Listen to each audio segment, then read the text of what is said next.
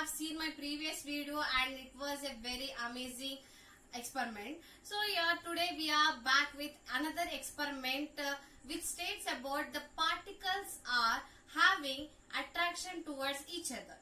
Okay, so each and every molecule or each and every atom also if we take, so each and every atom has some force which will be attracting the other atoms to bind together and it forms a molecule. In the same way, the molecules also bind together to form a lump or any of the compound. Now if you are taking water, so here what happens, all the water molecules are combining with some force and forming as a liquid water. And if you are taking a coal, now what is there, all the carbon atoms are binding together and forming as a coal there. Like that we can take any other example, whatever material you are seeing, all the compounds or all the atoms are having some attraction force and they are binding together. And if we observe in the three states of matter, there will be the attraction force will be different in different states of matter. Okay, so in the solids, the attraction force will be very high when they are as a compound. But once broken, then it will be lost. The attraction force will be lost. But for the liquids and gaseous, the attraction force will be far more than the solids. Now for that experiment, we have taken one chalk piece for the example of solid and water, and I have taken one incense stick.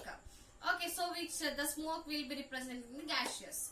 Okay, so I have taken a chalk piece which is solid. So as it is a solid, it is hard material. Okay, but it is hard only when all the compounds are together. But once if we break them, then what happens? Again, can we join it? No, we cannot join it. Why can't we join it? Because the force of attraction will be not there once it is broken.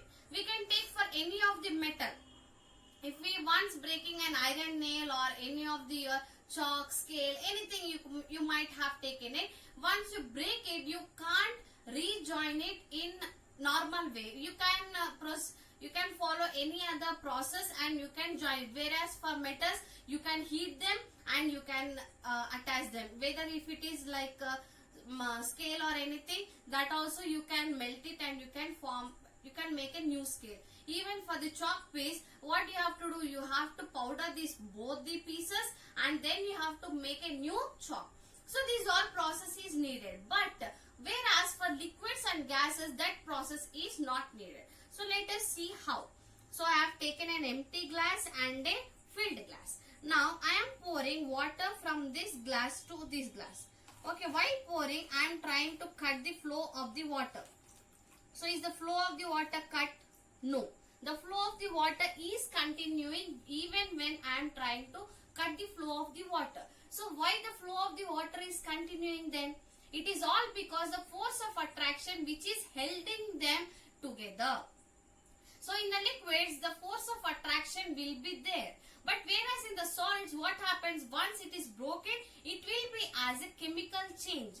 So chemical changes are irreversible changes. So that's why we cannot rejoin the chalk piece again. But whereas the flow of the water can be rejoined. It is rejoining actually. We are not doing it. But it is happening on its own because of the force of attraction between the molecules. Now you clearly observe the smoke coming from the incense stick. So when you observe the smoke is coming, so I am trying to stop the smoke. So here what happens, I am trying to cut the smoke like this. Okay, so it is taking another part. But what happens again, it is the smoke is evolving out, right? So here we can observe that the force of attraction between the gaseous molecules will be more than the liquids. And liquids it will be more than the solids. So I hope you have understood what is the force of attraction between the molecules. So what holds together, and for the solids, whenever it is in a form of any of the solid, it will be more. But once that is broken or that is damaged, then the force of attraction will be totally lost. But in the case of liquids and gases, that is not the same. In the case of liquids and gases, the force of attraction will be more and it will be continuous. I hope everyone have understood what is force of attraction between the molecules in and how it varies from one state to another state. And if you have any doubt, please do comment in my comment section. Until then, keep observing and keep learning. Thank you.